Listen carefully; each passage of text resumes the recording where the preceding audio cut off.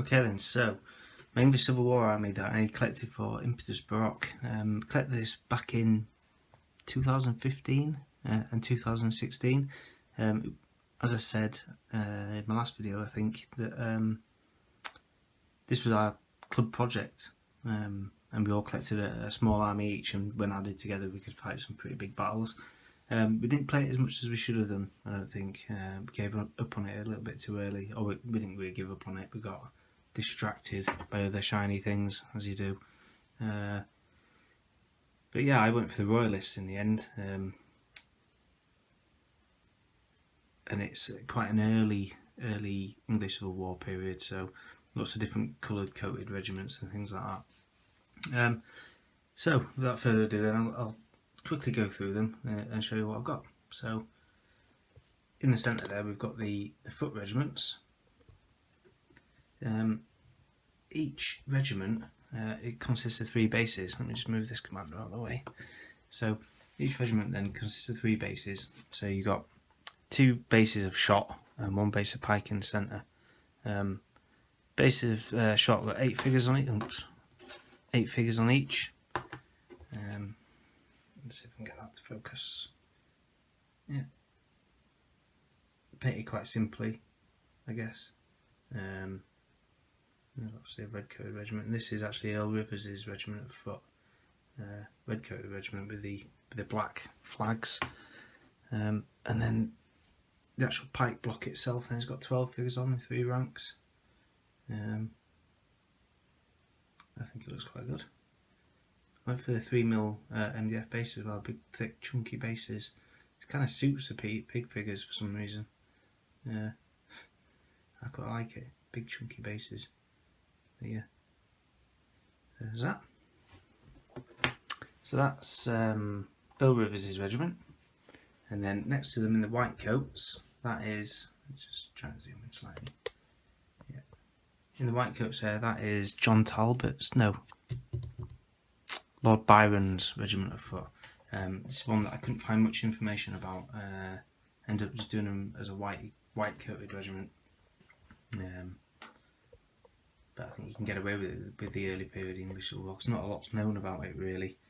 You kind of get away with a bit of artistic license. Behind them in the yellow coats, that's John Talbot's regiment of foot. And then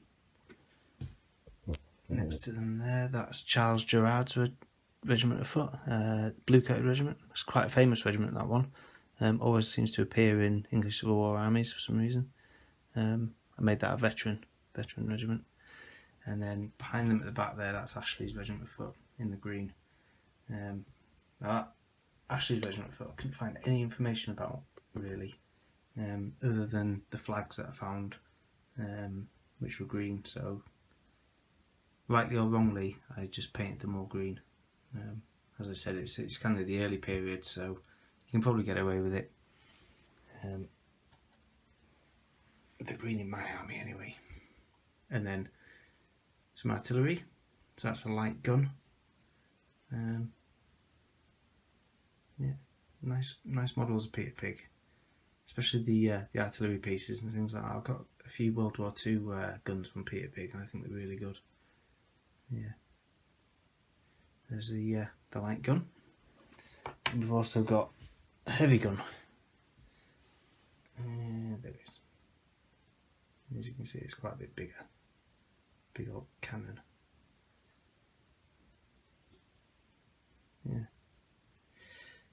So that's the infantry contingent, and they're led by the king.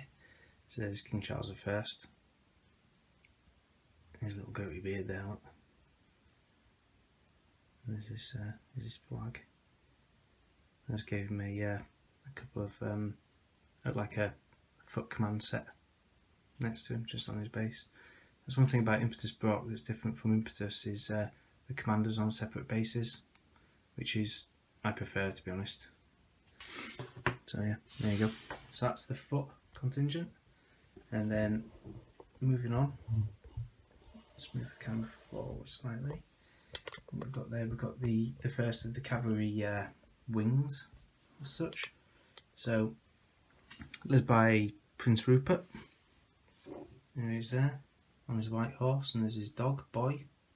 And the flag I gave him was the Prince Rupert's Lifeguard of Horse flag, just to make it stand out. And there he is, Prince Rupert. And then the first unit there is a unit of dragoons. Now, I made these up, I can't remember what I called them, but I found a Royalist Dragoon flag online, and it's just a little green flag. So I copied that, painted that, and then gave them all green coats. What I've done with the dragoons is I've mixed up the foot, so the dismounted dragoons and the mounted dragoons on the same bases. It's in Baroque, it's slightly abstracted. You don't have to have all the horse holders and the mounted version and the dismounted version and all that sort of stuff.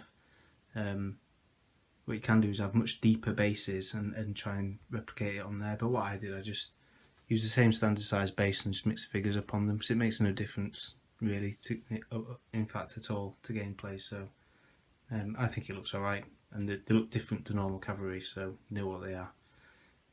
That's those guys. Next regiment then, this is Prince Rupert's Regiment of Horse. There's a flag there.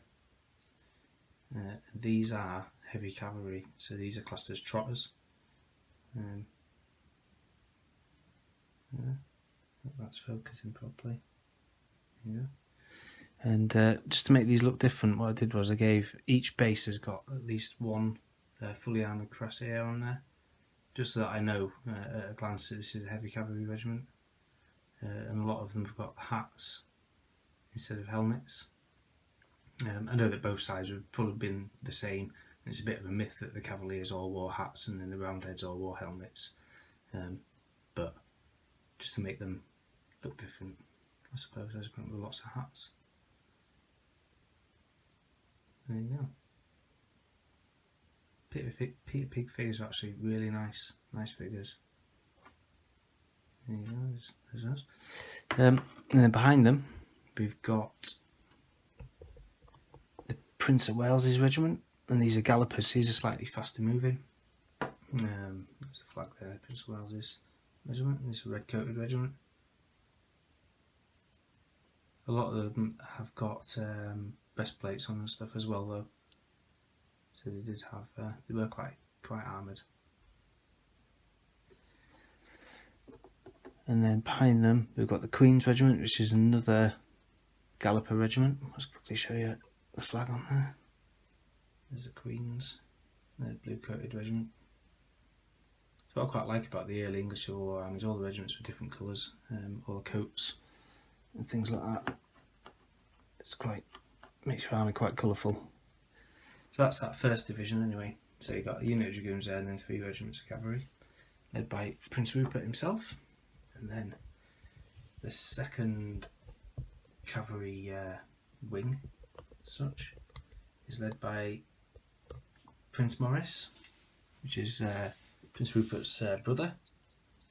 And there he is there, with his flag.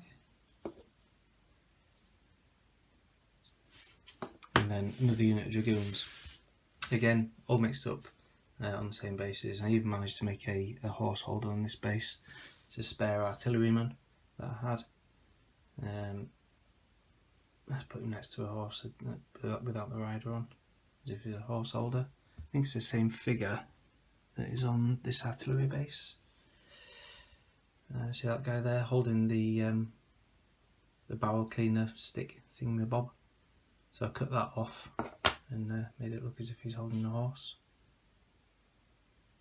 I think it works alright. Yeah, anyway. And then behind them we've got Prince Maurice's Regiment of Horse, which is a galloper regiment.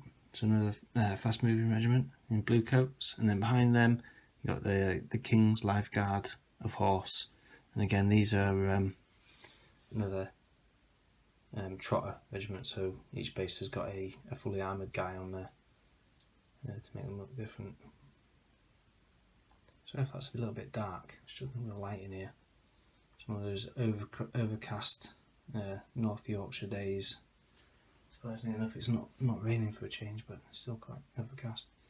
Yeah, there you go. There's them. So that's the full army. I painted these up really quickly. You might be able to tell, to be honest. It's not my best work at all, but what I did was I undercoated them all with brown spray paint, painted the base colours on, blocked them all in, and then I used a magic wash that I made myself using Indian ink. So it's to pledge floor polish, like the clear stuff, and then I just got some of this Bombay black Indian ink and put drops of that in it, and then basically just dip them in. It's a bit like the army painter thing, but obviously it doesn't cost as much. And that's the way I did them, and it took about 5 or 6 weeks, I think, to paint the whole army up, which was quite good.